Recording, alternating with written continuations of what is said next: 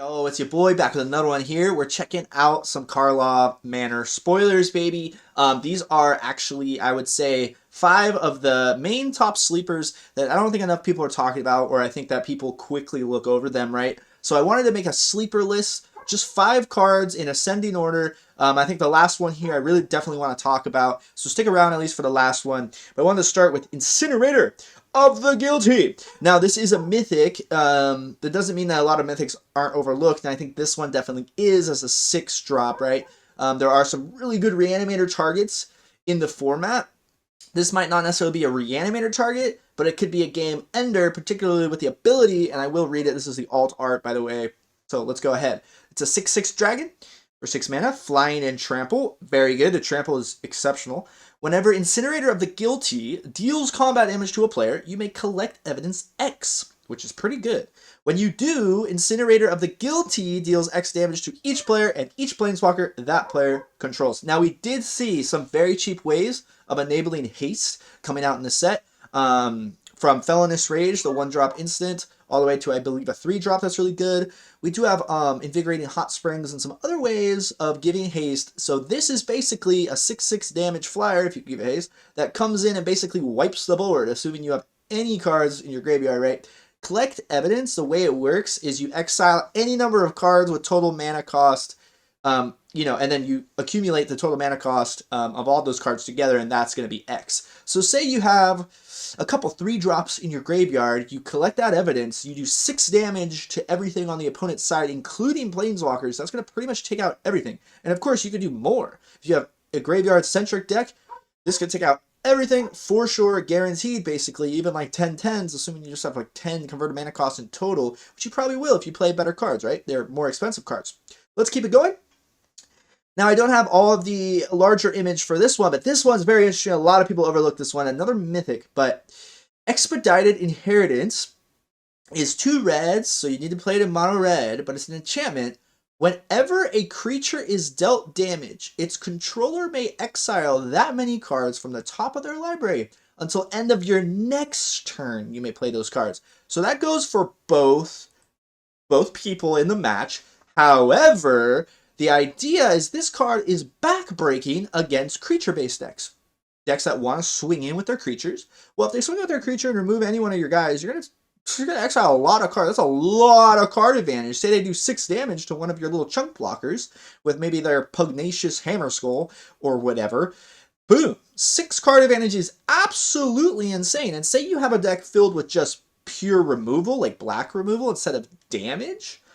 Well, then you can really take advantage of it. Now, of course, the 2 red mana cost is very intentional to force you to play, if you want to cast this on turn 2, which doesn't really establish any board presence on turn 2, you need 2 reds. So this is something you may lay in the mid-game, but it could be backbreaking. It's certainly a sideboard card nonetheless. Expedited Inheritance is very fun, very cool card. There's not too much to say about it. It just remains to be seen how effective it is in the meta. I want to talk about Hero of 10th District. Now, we're getting into some bangers here. This is definitely overlooked. I've seen absolutely no one on the planet talk about this card. But for both humans and for detectives, this could be relevant. For 2 mana, 1 and a white, you collect evidence 2. That's not too hard to do when you're playing a lot of smaller drops, or just one other copy of Hero, right? This becomes a 4/4 with Vigilance.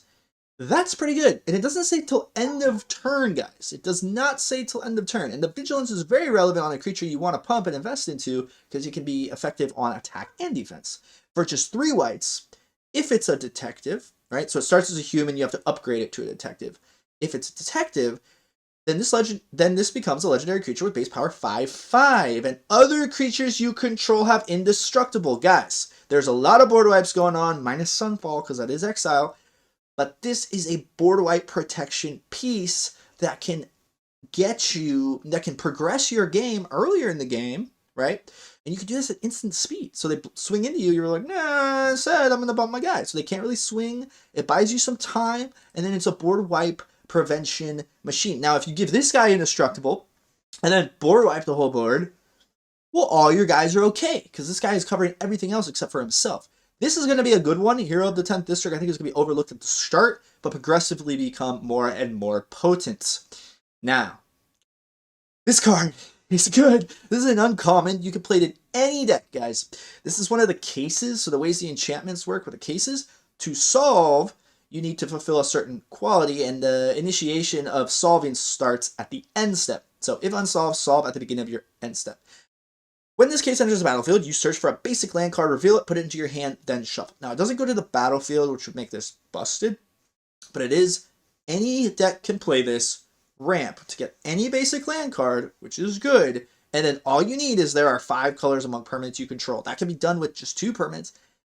It can be done with the tri-lands we still have access to, and tons of the dual lands we're even getting in this set, right? It's not so hard to do this because it does include lands.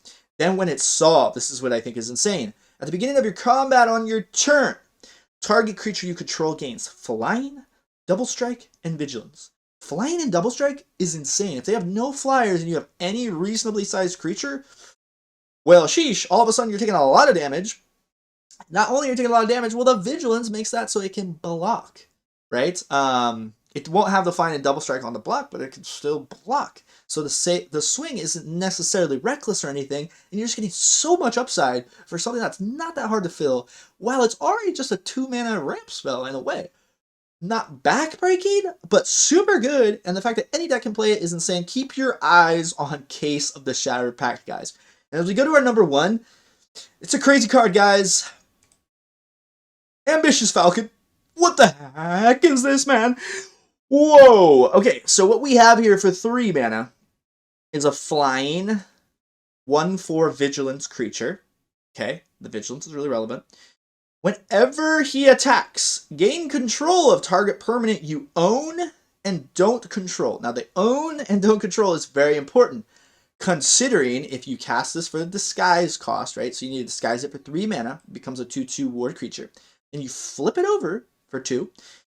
When Ambitious Falcon is turned face up, target opponent gains control of any number of permanents you own, and you draw that many cards. Whoa!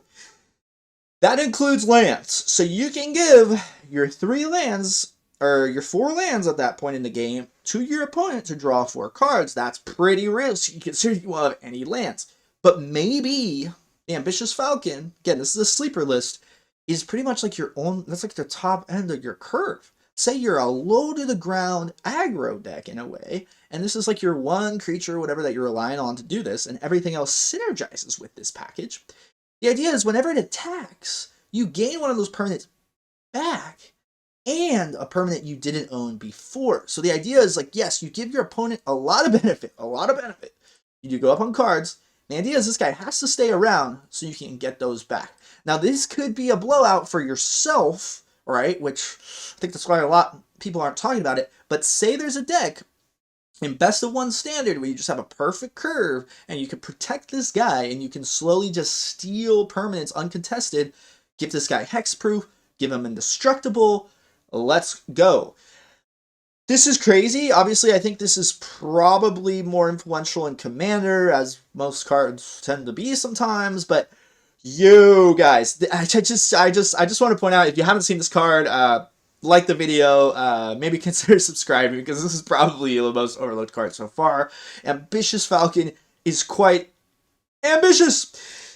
Yeah, so guys, hugely appreciate the support. I just want to talk about 5 cards really quick. I will do another sleeper list, probably a more condensed list once the full set comes out. We're almost there.